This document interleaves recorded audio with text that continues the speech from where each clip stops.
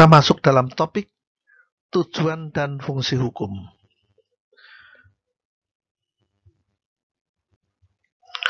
Pada umumnya, hukum bertujuan untuk mendapatkan keadilan dan memberikan kepastian hukum kepada masyarakat.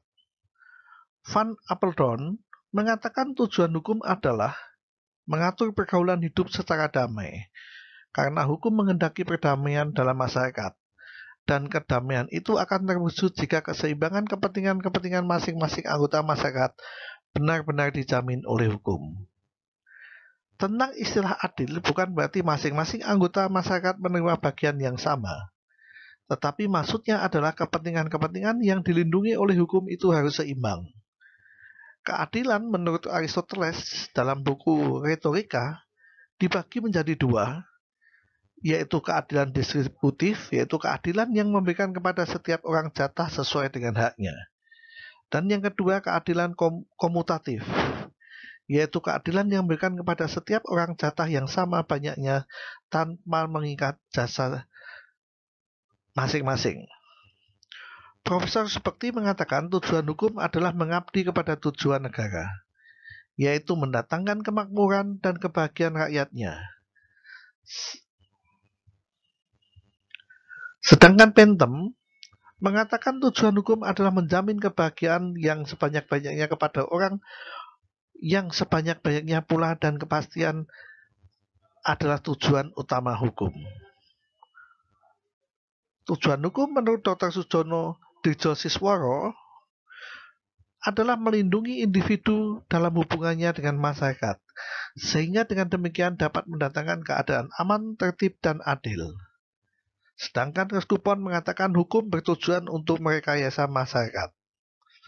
Dengan demikian, tujuan hukum sebenarnya menghendaki keseimbangan kepentingan, ketertiban, keadilan, ketentraman, kebahagiaan setiap manusia. Jadi yang dikehendaki hukum adalah agar kepentingan setiap orang secara individu maupun kelompok tidak diganggu oleh orang atau kelompok lain yang selalu menonjolkan kepentingan pribadi atau kelompoknya. Fungsi hukum. Ada beberapa fungsi hukum, yaitu 1. Untuk melindungi kepentingan manusia, 2. Alat untuk ketertiban dan keteraturan masyarakat, 3. Sarana untuk mewujudkan keadilan sosial, 4. Alat perubahan sosial, 5. Alat kritik, 6. Menyelesaikan pertikaian. Dari sudut pandang tujuan hukum, dapat dirinci garis besar fungsi hukum sebagai berikut.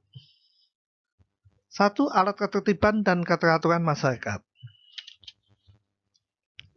Fungsi ini dapat dilakukan sebab hukum memberikan petunjuk kepada masyarakat tentang bagaimana bertingkah laku, mana yang diperbolehkan, mana yang dilarang, sehingga anggota masyarakat dapat mengerti tentang hak dan kewajibannya.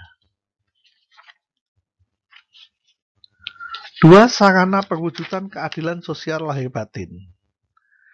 Hukum bersifat mengikat dan memaksa, serta dapat dipaksakan oleh negara, sehingga orang takut melakukan pelanggaran karena ancaman hukumannya selanjutnya akan terwujud keadilan. 3.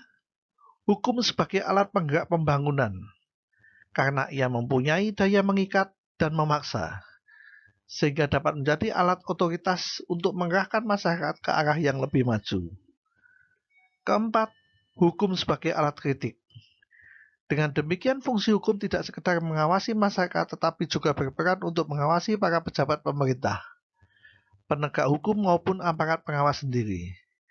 Jadi semua harus berperilaku seperti yang diatur, sehingga tercapai ketertiban, kedamaian, dan keadilan dalam masyarakat.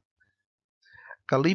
Hukum berfungsi sebagai sarana untuk menyelesaikan pertikaian.